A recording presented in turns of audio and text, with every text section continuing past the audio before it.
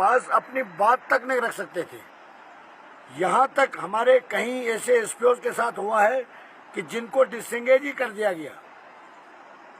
वो एक तरफ से उनको डर था कि अगर हम कहीं अपनी आवाज़ उठाएं, किसी ऑफिसर के सामने फरियाद करें तो हमारा हशर क्या होगा, वो बखूबी जानते थे। क्योंकि यहाँ जम्मू कश्मीर के अंदर तानाशाही जो राज है वो अभी भी चल रहा है, आज की डेट में भी चल रहा है। अच्छा, जो एसपीओस का मसला कहाँ तक पहुंची, जो हेयरिंग थी उस हवाले से कि आपको जो डिसएंगेज एसपीओस और एसपीओस, वही मैं बता रहा हूँ आपको, सिर्फ एसपीओस की ही बात कर रहा हूँ आज से। जब एसपीओस का मैटर मैंने उठाना शुरू किया, मुझे बड़ी दिक्कतें इसमें आई। कोई भी पॉलिटिकल पार्टी या कोई भी पुलिस का बड़ा ऑफिसर इनके हक में नहीं है, न तब था, न आज है, न आने वाले कल होगा। उसके बाद जब मैंने देखा, मैं देश के प्रधानमंत्री साहब के पास गया हूँ, काफ़ी बार मैं गया हूँ, जिसका मेरे पास प्रूफ है, जिसका मेरे पास डॉक्यूमेंट्स मौजूद हैं। होम मिनिस्टर साहब को मैंने डॉक्यूमेंट्स दिए। उसके बाद जब यहाँ पर कागज़ पहुँचता है तो न जाने यहाँ के ऑफिसरों के पास कौन सी अथॉरिटी है या कौन सी कानून या कौन सी गवर्नमेंट की ये बात सुनते हैं। यहाँ पर इनको टस से मस नहीं होता। सुप्रीम कोर्ट तक में जाना पड़ा। सुप्रीम कोर्ट ने ऑनरेबल हाई कोर्ट को लिख दिया। ऑनरेबल हाई कोर्ट ने जी। तो जैसे कल में हमारा ये इस महीने के 8 तारीख को जो हेयरिंग थी, उसमें जो कश्मीर के अंदर किलिंग हुई थी निर्दोष लोगों की, जो जम्मू बार एसोसिएशन है, जितने भी एडवोकेट साहिबान हैं, उन्होंने फ्राइडे को कंप्लीट कोर्ट बंद रखा था, यानी वो प्रोटेस्ट पर थे। उसके बावजूद भी हमारे एडवोकेट साहब ने जो हमारी हेयरिंग की जो डेट पड़ी थी दिसंबर में, उसको जज साहब से रिक्वेस्ट करके 1 महीना पीछे कर दी, यानी 3 नवंबर को हमारी हेयरिंग का जो है डेट कर दी, जिसमें हमने ये कहा है सुप्रीम कोर्ट में, उसके बाद हाई कोर्ट में, हमारी सिंपल डिमांड है, जो भी हमारा एसपीओस भाई और बहन जम्मू कश्मीर के अंदर ड्यूटी कर रहे हैं, 24 घंटे ड्यूटी कर रहे हैं, शहादत तक दे रहे हैं, हर एक जगह पर वो ड्यूटी कर रहे हैं, उनकी सिंपल रेगुलर पॉलिसी फ्रेम कर दी जाए।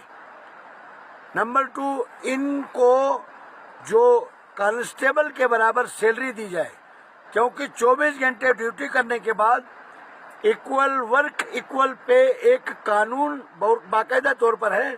उसमें जब 24 घंटे ड्यूटी अगर एक कांस्टेबल के साथ बराबर ड्यूटी करते हैं तो तनख्वाह में अंतर किस बात का? तो ये नाइंसाफी क्यों? सब कुछ करने के बाद यहाँ तक आप पहुँचा है। और मैं ये कहना चाहूँगा कि मैं जम्मू कश्मीर लद्दाख के अंदर जो मेरे एसपीओस भाई और बहनें जो नौकरी कर रहे हैं, यानी सर्विस कर रहे हैं, मैं उनको ये बताना चाहूँगा, बिलाशक आपको अपना सोच है, आपका अपना अंदाज है। मैं अपने तरफ से आपसे यही वादा करना चाहता हूँ, यही यकीन दहानी कराना चाहता हूँ, जो आगे होता है वही मैं आपसे कहता हूँ, जो मैं कर रहा हूँ वही आपसे कहता हूँ।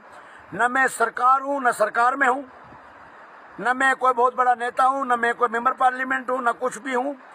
एक हिंदुस्तानी शहरी, सिंपल हिंदुस्तानी शहरी होने के नाते, जो आइन हिंद ने हमें जमहूरियत दी है बोलने की, आवाज़ को उठाने की, उसी का इस्तेमाल करते हुए मैंने इन एसपीओस की आवाज़ को पूरे देश में पहुंचाया, हिंदुस्तान के प्रधानमंत्री तक पहुंचाया, हिंदुस्तान के सबसे बड़ी अदालत तक पहुंचाया, सुप्रीम कोर्ट तक पहुंचाया। अब मेरा ये, मैंने 23 तारीख को देश के प्रधानमंत्री साहब को एक मेमोरेंडम दिया था, जिसमें मैंने एसपीओस के बारे में गुहार लगाई थी कि जम्मू कश्मीर लद्दाख के एसपीओस के साथ नाइंसाफी जारी है। मैं धन्यवाद करना चाहूँगा देश के प्रधानमंत्री साहब का। 23 तारीख को मैंने मेमोरेंडम दिया, 27 तारीख का उसका रिप्लाई आ गया, वो सीधा चीफ सेक्रेटरी के पास चला गया है।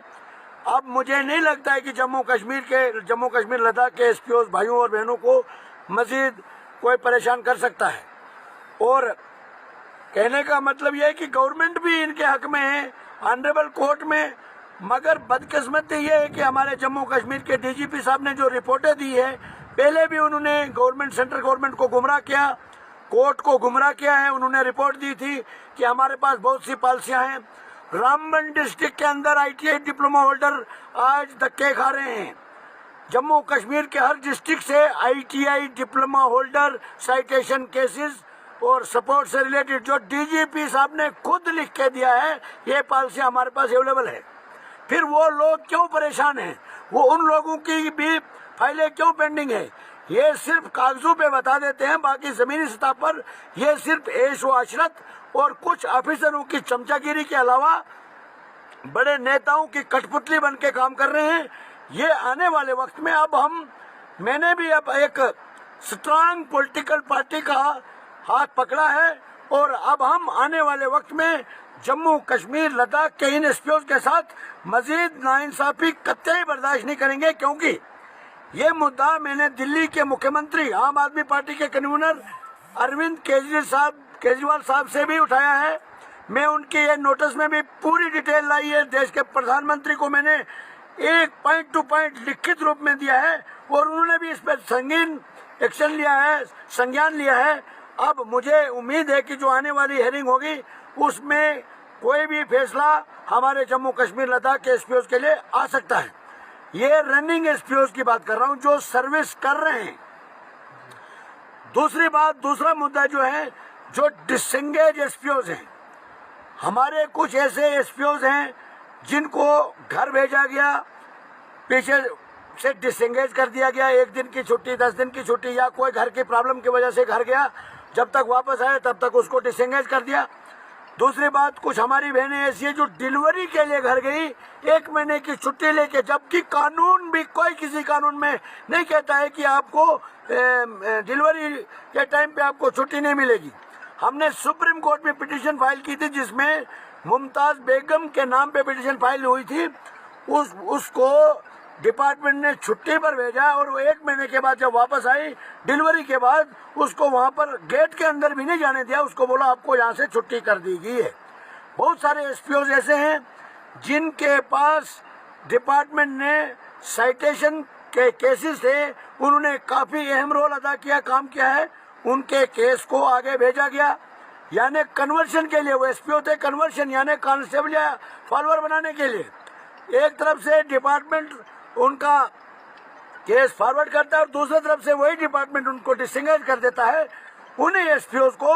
और रिटायर्ड किए गए एसपीओ जो अभी कुछ महीने पहले रिटायर्ड किए गए, यानी 60 साल सर्विस करने के बाद एसपीओ को रिटायर कर दिया गया, सिंपल रिटायरमेंट करके घर भेज दिया। ये बड़े दुख से कहना पड़ता है कि डीजी साहब को कौन सी परेशानी है, वो इन लोगों के साथ क्यों विश्वासघात कर रहे हैं। मैं कहता हूं कि शर्म आनी चाहिए, हमें शर्म आती है। मैं अपने आप में एक शर्मिंदगी महसूस करता हूं। इस जम्मू कश्मीर की गवर्नमेंट की जो पॉलिसी है उसको मैं कंडम करता हूं, कड़े अल्फाजों में मजम्मत करता हूं, क्योंकि जो 60 साल तक हमारी रक्षा करता है, 60 साल की एज तक हमारे जम्मू कश्मीर की हिफाजत के लिए 24 घंटे ड्यूटी देकर, जब 60 साल सर्विस होती है उसको रिटायर करके आप घर भेज देते हो। ये कौन सी कानून है? विदाउट रिटायरमेंट बेनिफिट उसको घर भेज देते हो।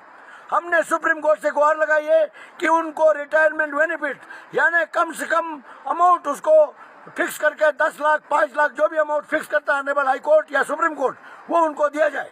उसके बाद जो वीडीसी एसपीओज हैं जम्मू कश्मीर, जम्मू ब्राउंस में हमारे काफी वीडीसी एसपीओज हैं जिनको आज तक तनख्वाह नहीं दी गई है।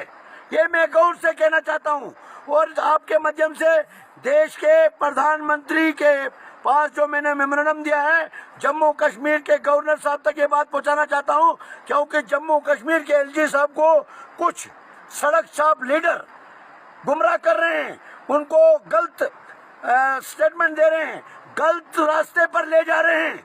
ये मैं कहना चाहता हूं कि जम्मू ब्राउंस के अंदर जो भी वीडीसी के एसपीओज हैं, चंद एसपीओज को तनख्वाह मिलती है और उनको हिरास किया जा रहा है कि आप अपनी सैलरी जो है, बाकी 5 मेंबर जो हैं आपके अलावा यानी 8 मेंबरी कमेटी जो है, 3 एसपीओज को सैलरी मिलती है, वो भी कुछ एसपीओज को मिलती है। मैंने ये सुप्रीम कोर्ट में गुहार लगाई और देश के प्रधानमंत्री को मेमोरेंडम दिया है कि तमाम जितने भी जम्मू ब्राउंस में वीडीसी के एसपीओज हैं उनकी सैलरी तुरंत उनको रिलीज पॉलिसी बनाई जाए और उनको तनख्वाह दी जाए। और जो बाकी एसपीओज हैं वीडीसी के, जिनको सैलरी बिल्कुल नहीं मिलती है, उनको भी दी जाए। और मेम्बरान जो हैं, वीडीसी मेम्बरान, गवर्नमेंट के पास क्यों कमी है, कहां पर कमी है? वो वीडीसी मेम्बरान को सैलरी नहीं दे सकते क्या? वो उन्हीं एसपीओ से काट के उनको देना चाहते हैं। वो भी किन एसपीओ से? जो चंद एसपीओ जम्मू प्रोविंस के अंदर थोड़ी सी तनख्वाह लेते हैं। अब वही तनख्वाह उनको बांटने के लिए कहा जाता है। हमने प्राइम मिनिस्टर साहब से, सुप्रीम कोर्ट से यही गुहार लगाई थी। ये 3 मुद्दे हमारे सुप्रीम कोर्ट में गए थे और सुप्रीम कोर्ट ने 1 अक्टूबर को जो हेयरिंग थी वहां से इस केस को फॉरवर्ड कर दिया ऑनरेबल हाई कोर्ट में। अब हमारी आज प्रोसेस चल रहा है। हम ऑनरेबल हाई कोर्ट में ये पिटीशन भी डालने वाले हैं कि डिसएंगेज एसपीओ जो डिजर्व करते हैं उनको तुरंत बहाल किया जाए, 60 साल की उम्र तक उनको नौकरी करने दिया जाए और उसके बाद उनको रिटायर कर दिया जाए, वो भी विद रिटायरमेंट बेनिफिट।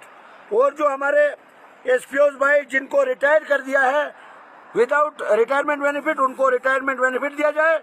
और जो हमारे वीडीसी के एसपीओ हैं जिनको सैलरी नहीं दी जा रही है आज तक, उनको भी दी जाए। और जिनको दी जा रही है उनको हिरासमेंट बंद की जाए।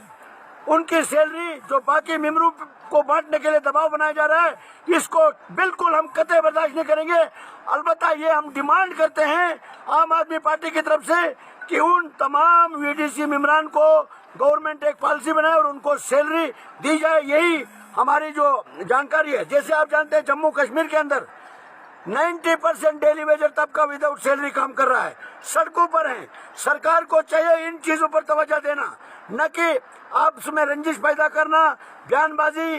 अब बहुत होगी बयानबाजी। अब जम्मू कश्मीर के लोग समझदार हो चुके हैं। जम्मू कश्मीर के लोग अपने आप को लावारिस समझते हैं। जम्मू कश्मीर की मजबूरी है, जब तक इलेक्शन नहीं होता यहाँ पर लोगों को इंसाफ नहीं मिल सकता है। और जम्मू कश्मीर की जनता बदलाव चाहती है। बदलाव के लिए सबसे बेहतर अल्टरनेट आम आदमी पार्टी से बढ़कर कोई पार्टी नहीं है।